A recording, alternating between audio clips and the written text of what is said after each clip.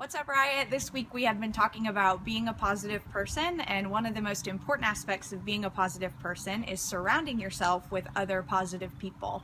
So I'm sure you've all heard the saying, show me your friends and I'll show you your future, but that statement is so true. The reality is we become like the people that we hang out with. So if you're constantly surrounded by negative people, you're going to have a hard time not allowing that negativity to filter the way you think and act and look at the world around you.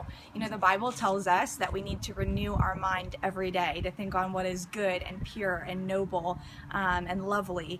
That's not for God's benefit, that's for our benefit, because the reality is when we think through a negative filter, that's going to affect the way that we live our lives and the way we look at every situation. When I was growing up, it seemed like every time we would go outside, my mom would exclaim, "Wow, it is such a beautiful day." And it used to kind of get on my nerves because I would think, well, I mean, yeah, it's nice outside, but it's not any nicer or any different than it was yesterday when you also exclaimed, "Wow, it is such a beautiful day."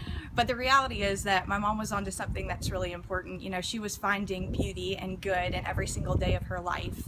And if we want to be a positive person, we have to train our brains to intentionally think that way. You know, the reality is that we have Jesus in our life, and because we have him, we already know that we're victorious and more than an overcomer. So no matter how difficult the situation that we're facing is, we can always find good and we can always find a little bit of beauty in it.